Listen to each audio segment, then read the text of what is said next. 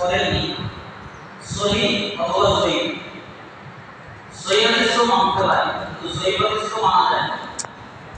রাসূল সাল্লাল্লাহু আলাইহি ওয়াসাল্লাম ফরজ সালাতের পরে দোয়া করেছেন এই মর্মে জয়ীফ হাদিস নাই। আমি কিন্তু সহি হাদিস চাচ্ছি না, আমি জানি সহি হাদিস নাই, আমি জয়ীফ হাদিস চাই। কার কাছে আছে শুধু তথ্যটা নিয়ে দিবেন যে রাসূল সাল্লাল্লাহু আলাইহি ওয়াসাল্লাম ফরজ সালাতের পরে দোয়া করেছেন আর সাহাবীরা আমি বলেছেন। যেমন আমাদের দেশে হয় আমরা ফরজ সালাতের পরে দোয়া করি আর মুসল্লিরা কি বলে আমি বলে। সহি নাই, অনেকে বলে 6টা আছে, 12টা আছে, 18টা আছে। দোয়া করা যাবে এই মর্মে হাদিস আছে 50 এর অধিক। আপনি কি বলেন 6টা কথা? দোয়া এক জিনিস আর ফরজ সালাতের পরে মুনাজাত আরেক জিনিস, দুই এক জিনিস নয়। দোয়া অনেক হাদিস আছে, হাত তুলে দোয়া করা যায়, চন্দ্রগ্রহণে হাত তোলা যায়, সূর্যগ্রহণে হাত তোলা যায়, সন্তানের জন্য হাত তোলা যায়, গভীর রাতে হাত তোলা যায়। রাসূল সাল্লাল্লাহু আলাইহি ওয়াসাল্লাম গভীর রাতে হাত তুলতেন, কেউ তার কাছে দোয়া চাইলে হাত তুলতেন।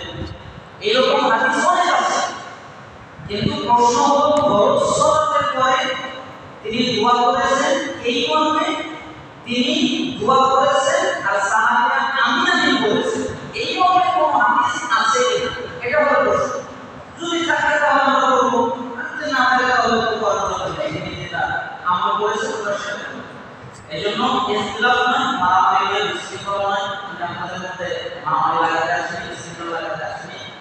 আমি এই বিষয়ে কোনো কথা বলার ইচ্ছা পোষণ করিনি, আমাকে কেউ বলেছেন তাই আমি সংক্ষিপ্ত ধারণা দিয়েছি। আপনাদের মধ্যে তো বাকি বাকি আমি জানি না, তবে আমি জানি বাংলাদেশের যারা সবচেয়ে বড় হানাফি হাটহাজারী মাদ্রাসা নাম শুনেননি, ওই মাদ্রাসায় মুনাজাত করে, তারাও জানেন যে হাদিস নেই।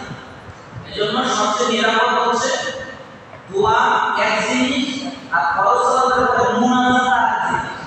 আমি কি বলেছি দোয়া করা যাবে না? আল্লাহু আকবার দোয়া না, সুবহানাল্লাহ দোয়া না, আয়াতুল কুরসি দোয়া না, এগুলো তো সবগুলোই দোয়া। আল্লাহুম্মা সাল্লি দোয়া কিন্তু মুনাজাত হবে। কারণ রাসূল সাল্লাল্লাহু আলাইহি ওয়াসাল্লাম পরে মুনাজাত করেন, দোয়া করেছেন। কি করেছেন? আল্লাহুম্মা সাল্লি ওয়া সাল্লিম এগুলো করেছেন। আপনি আপনি মুনাজাত করেছেন অথবা কিছু চেয়েছেন আর সাহাবীরা আমি করেছেন, এই মর্মে কোনো সহিহ হাদিস নাই, জয়ীফ হাদিস নাই। এখন আপনি বলছিলেন যে পূর্বে বানানো কোনো হাদিস নেই, অর্থাৎ এখন যদি কেউ জালালের বানায় তাহলে কিন্তু পূর্বে বানানো কোনো হাদিস নেই। সহিহ হাদিস মানে দূরের কথা, কিসের 6টা 5টা 3টা 4টা একটা আপনি দেন যে রাসূল সাল্লাল্লাহু আলাইহি ওয়াসাল্লাম মুনাজাত করেছেন আর সাহাবীরা আমি বলেছেন ফরজ সালাত। তাহলে কি বুঝতে পারছেন? এজন্য মুনকার হয় না, আপনারা মুনকার যারা হসপিটালে গেছে উমরা করতে গেছেন দেখবেন, তো তারা কি তাদের সাথে আমরা কি বেশি বুঝি কোরআন হাদিস আছে তাদের কাছে। এজন্য এগুলো নিয়ে কাজ করবেন না, মারামারি করবেন না। আল্লাহ সুবহানাহু ওয়া তাআলা সঠিকভাবে বুঝাতে করুন। আসসালামু আলাইকুম ওয়া রাহমাতুল্লাহি ওয়া বারাকাতুহু।